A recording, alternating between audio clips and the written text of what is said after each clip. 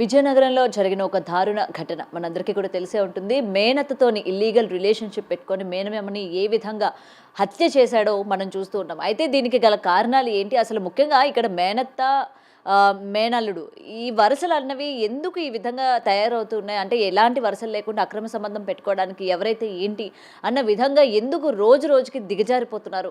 అసలు మానవ విలువలు కావచ్చు, మానవ సంబంధాలు కావచ్చు ఎటుపోతున్నాయి అన్న విషయాలపైన మాట్లాడితే ఇవాళ మనతో పాటు సోషల్ యాక్టివిస్ట్ మనోజ్ నామల్ల గారు ఉన్నారు. మ్యామ్ నమస్తే. నమస్తే గౌతమి. సో అక్రమ సంబంధాలు నిజంగా అంటే ఇది పెట్టుకునే వాడికి వావి వరుసలు లేకపోతే తను నాకు ఏమవుతుంది, నేను తనకి ఏమవుతాను అన్నది పర్టికులర్‌గా అవసరం లేదు అన్నట్టు రోజు రోజుకి ఇన్సిడెంట్స్ మనం చూస్తూ ఉన్నాము. రీసెంట్‌గా విజయనగరంలో మేనత్తతోని. సో మేనమామని చంపేయడం కావచ్చు. చూస్తే అత్త ఆవిడ ఏజ్ ఏంటి? ఈ అబ్బాయి ఏజ్ ఏంటి? సో ముఖ్యంగా ఏంటి అసలు ఎందుకు అట్రాక్ట్ అవుతున్నారు ఇలాంటి పర్సన్స్ కంటే ఏం చెప్తారు? గౌతమి, ఇది ఈరోజు కాదు నేను వింటుంది. దాదాపు ఒక 2 సంవత్సరాలు 3 సంవత్సరాల నుంచి ఈ యొక్క వీడియోస్ చేస్తూ మాట్లాడుతూ మనసు చాలా బాధేస్తుంది.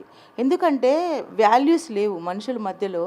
అరే నాకు ఇది తల్లి అవుతుంది, లేకపోతే ఇది అక్క అవుతుంది, ఇది చెల్లి అవుతుంది, ఇది బావ అవుతాడు, లేకపోతే వీడు మేనమామ కొడుకు అవుతాడు, లేకపోతే వీడు మేనత్త అవుతుంది, వీడు మేనమామ అవుతాడు, వీటితో ఎలా బిహేవ్ చేయాలనేటువంటి సెన్స్ అనేటువంటిది మనుషుల్లో పోయింది అనిపిస్తుంది.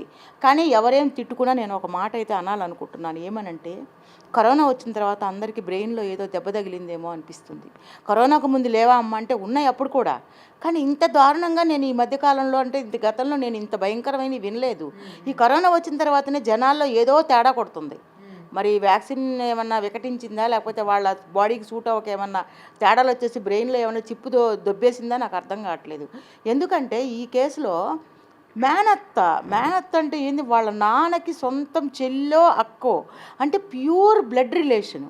అలాంటి బ్లడ్ రిలేషన్తో ఒక చండాలమైన రిలేషన్ పెట్టుకునేటువంటి పనికిమాల నాకు పిచ్చి కుక్క లాంటి వాడు పెట్టుకోవడమే కాకుండా దానికి రియలైజేషన్ లేకపోగా సొంతం బావని అంటే మామయ్యని చంపేశాడు. అంటే వీళ్ళ యొక్క రిలేషన్కి, తప్పుడు రిలేషన్కి వాళ్ళ మామ అడ్డున్నాడని చెప్పి చంపేశాడు.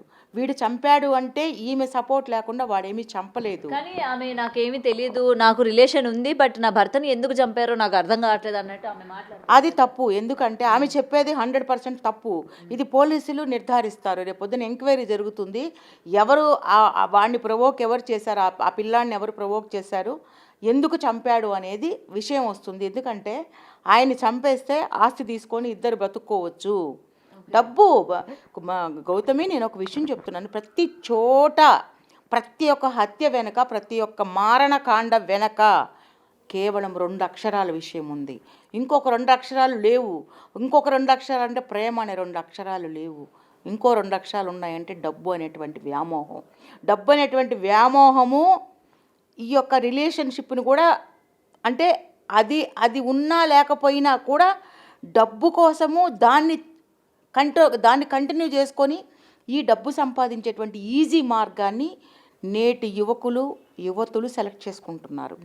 ఒకరిని చేసుకుంటే వాడు ముసలోడు మామ అవుతాడు, పర్లేదు వాడితో ఉన్నాను అనుకోండి, డబ్బు ఉంది, వాడు ఇవాళ రేపు పోతాడు, టపా కట్టేసిన తర్వాత నెక్స్ట్ ఇంకొక యంగ్స్టర్ని నేను చేసుకోవచ్చు, ఎందుకంటే వాడు డబ్బు ఈమెకి వస్తుంది. ఈ ఆలోచనలతో కూడా నేను చెప్తున్నాను, వాళ్ళ పేర్లు చెప్పను. వాళ్ళ పేర్లు చెప్తే వాళ్ళకి మనం చెప్పకూడదు కూడా. సెలబ్రిటీస్లో కూడా కొంతమంది సెకండ్ హస్బెండ్స్ని సెలెక్ట్ చేసుకోవడం ఎందుకంటే డబ్బు కోసం. కేవలం వాడికి భార్య చనిపోయింది అనుకోండి, వాడు కాస్త ముసలోడు అనుకోండి, వాడిని చేసుకుంటే వాడి డబ్బు, వాడి ఆస్తి అంతా ఉంటుంది. అలాంటి వాళ్ళకి యూజువల్గా కొంతమందికి బాగా డబ్బే ఉంటుంది. ఆ డబ్బు ఆశపడి ఈ అమ్మాయికి చక్రవర్తి ఏంది, నా కోసం ఒక అందగత్తైన అమ్మాయి వచ్చింది, నేను ఎలా ఆకారం సరిగా లేకపోయినా కూడా నన్ను ఎత్తుక్కుంటా వచ్చింది అనుకుంటాడు. దాని ప్లాన్ ఏంటంటే వీడు పోతే మళ్ళీ ఇంకొకళ్ళని చేసుకోవచ్చు, ఈ డబ్బు ఆస్తిపాస్తి అంతా దీనికే వస్తారనేటువంటి దురాలోచనలతోనే అమ్మాయిలు ముందుకు వస్తున్నారు. అబ్బాయిలు కూడా అదే పందాలో, మేనత్త లేదు, మేనమామ లేదు, తల్లి లేదు, చెల్లి లేదు, అక్క లేదు, మేనత్త కూతురు లేదు, బాబాయ్ కూతురు లేదు, ఎవరినైనా సరే రిలేషన్షిప్లు మెయింటైన్ చేయడానికి కేవలం ఆ 2 అక్షరాల డబ్బే కారణం. సో ఈ కేసులో కూడా మామని చంపాడు అంటే ఆయనకి ఏదో 10 రూపాయలు ఉంది, ఆ 10 రూపాయలు ఇది వాడు కలిసి తినచ్చని ఇద్దరు ప్లాన్ చేసి, నాకు తెలియదు అంటే కుదరదు గౌతమి. రిలేషన్ మీ ఇద్దరి మధ్యలో ఉంది కాబట్టే ఆయన అంటు తొలగించుకోవడానికి, వాడు చంపడానికి ఈమె అతన్ని ఎంకరేజ్ ఆమె అంటే ఆమె సహకారం ఉండే ఇదంతా జరిగింది. సహకారం ఉందా లేదా, ఉంది అని నేను అంటున్నాను, ఉందా లేదా అని పోలీసులు తేలుస్తారు. అప్పుడు దోషులు ఎవరో వాళ్ళకి సరైన శిక్ష పడాలి.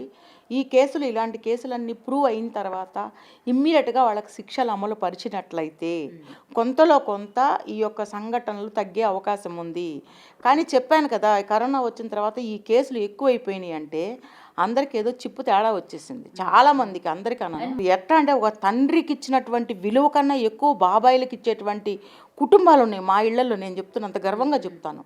మా హస్బెండ్ తాలూకు వాళ్ళ అన్న కొడుకులు బాబాయి అనగానే ఎంత రెస్పెక్ట్ ఇస్తారంటే, ఎదురుగొచ్చి ఇవాళకు కూడా ఒక మాట ఎదురు తిరిగిన వాళ్ళు లేరు. అంటే అంత ప్రేమ, అంత అభిమానం.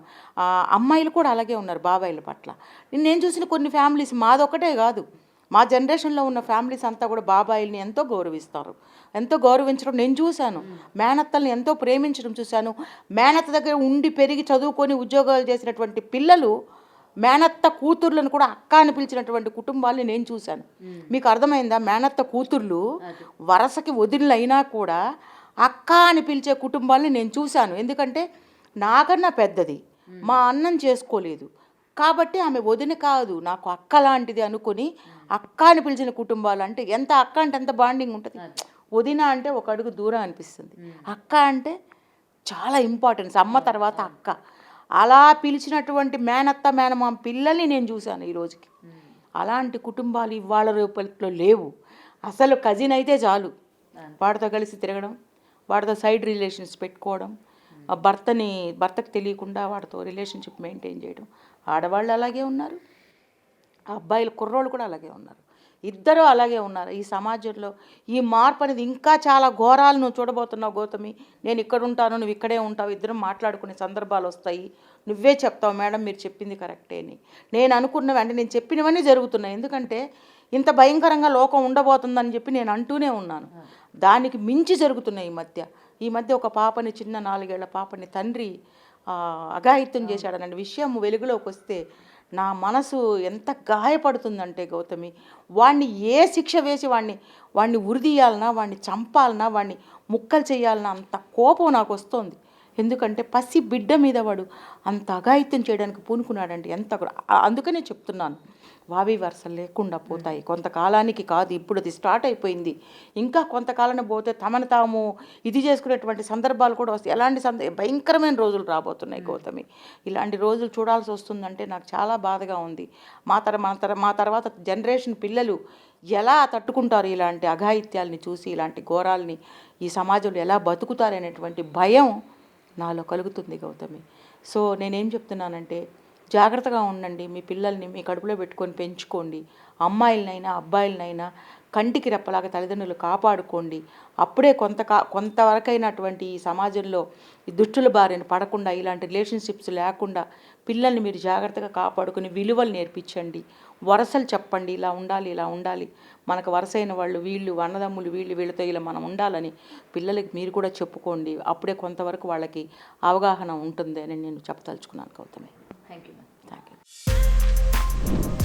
For more videos like this, subscribe Big TV channel.